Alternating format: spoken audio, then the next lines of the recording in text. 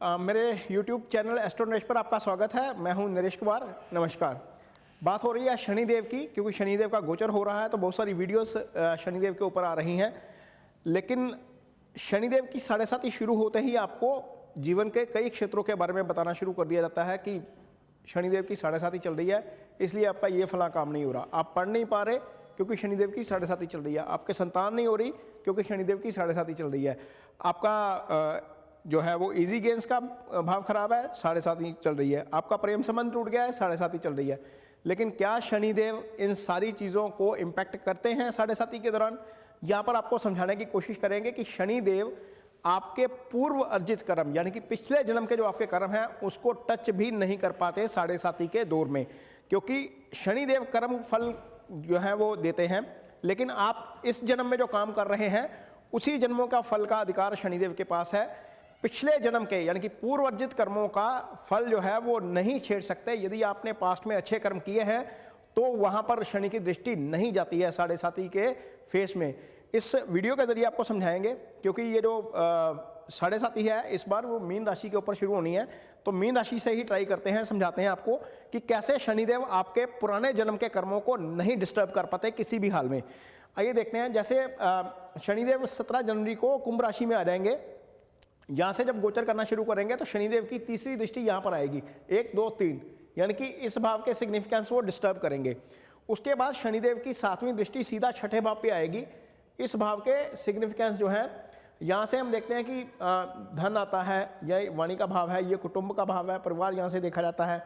यहाँ से हम लिटिगेशन देखते हैं, एलिगेशन देखते हैं, बीमारी देखते हैं, ये रोग ऋण शत्रु का भाव है। उसके बाद शनिदेव की जो 10वीं दृष्टि आती है वो यहाँ पर आती है, यह भाग्यस्थान है। इसीलिए शनिदेव की 7.5 को थोड़ा सा खतरनाक माना जाता है, क्योंकि चंद्रमा से एक घर आते ही, एक घर पीछे आते ही वो आपके कर्म को डिस्टर्ब कर देते हैं, भाग्य को डिस्टर्ब कर देते हैं। यह भाग्यस्थान है। तो यहाँ पर शनि की दृष्टि आएगी पहले फेस में। ये पहले फेस की बात हो रही है। शनिदेव जब यहाँ से गोचर करेंगे तो तीसरी दृष्टि से यहाँ देखेंगे, सप्तम से यहाँ देखेंगे और दशम से यहाँ देखेंगे। लेकिन जब शनि दूसरे फेस में आ जाएंगे तो यहाँ पर आकर शनिदेव खुद बैठ जाएंगे और शनिदेव की जो तीसरी दृष्टि है वो आपके पराक्रम भाव पर जाएगी। ये भाइयों का भाव भी है, यहाँ से आपका पराक्रम देखा जाता है, यहाँ से आपके शोल्डर्स की ताकत देखी जाती है। तो शनिदेव की 7वीं दृष्टि जो दूसरे फेस में आएगी आपके पास, वो यहाँ पर आएगी। ये आपके पार्टनरशिप का हाउस है, ये आपकी शादी का घर है। यहाँ से सारे लाइफ के पार्टनर संबंधी डिजीज जो है, पार्टनर को डिजीज या पार्टनर को ट्रबल या पार्टनर के साथ कॉन्फ्लिक्ट, वो सारा यहीं से आएगा। शनिदेव की दृष्टि यहाँ पर भी आती है। जब दशम स्थान को देखेंगे, दूसरे फेज में जब आएंगे तो दशम स्थान को देखेंगे, ये कर्म का भाव है। यहाँ पर शनि आकर कर्म को डिस्टर्ब कर सकते हैं, तो ये दूसरे फेज में शनि ये काम कर देते हैं। अब देखिए यहाँ पर 2 फेज में शनि ने 6 हाउसेस को डिस्टर्ब किया है, 1, 2, 3, 4, 5, 6। जब तीसरे फेज में शनि आएंगे तो शनिदेव खुद यहाँ पर आकर बैठ जाएंगे और यहाँ पर आकर चौथे भाव को डिस्टर्ब करेंगे। अब देखिए यहाँ पर 1, 2, 3 यहाँ पर शनि की दृष्टि पड़ेगी। चौथा भाव आपका सुख स्थान होता है।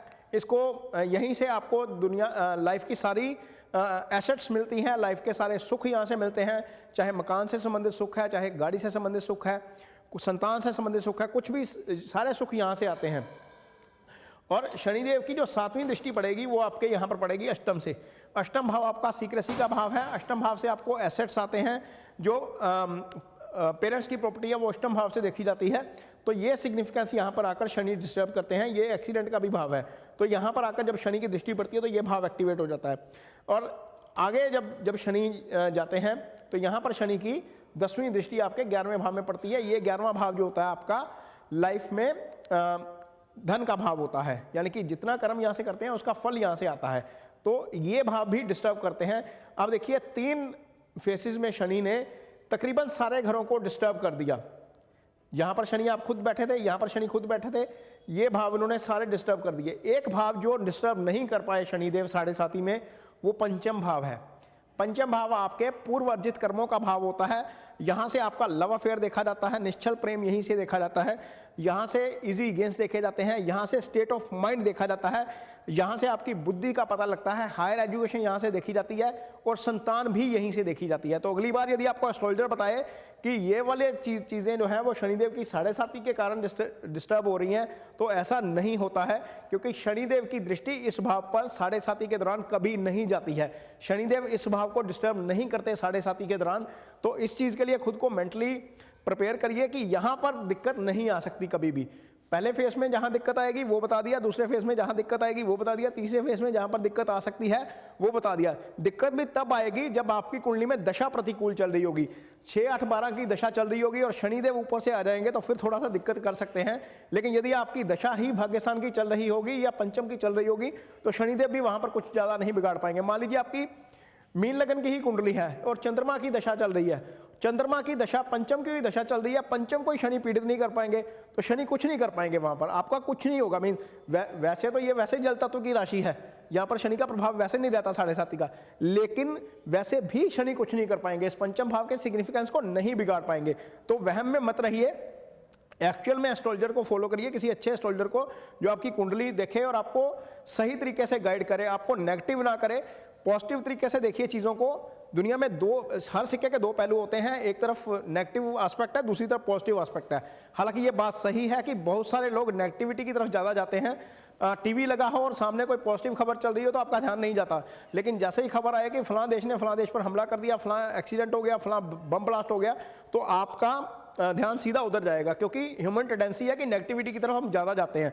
तो नेगेटिविटी को छोड़कर पॉजिटिविटी की तरफ आइए। यहाँ पर बहुत सारी वीडियोस हम ऐसी लेकर आएंगे जो आपको एक्चुअल में पॉजिटिविटी की तरफ लेकर जाएंगी। ये कंटेंट आपको कैसा लगा, इस पर अपनी मुझे राय ज़रूर दीजिए कमेंट बॉक्स में, और पेज को सब्सक्राइब जरूर करिए और शेयर जरूर करिए, ताकि आपको इसी तरह का कंटेंट आगे भी मिलता रहे। नमस्कार।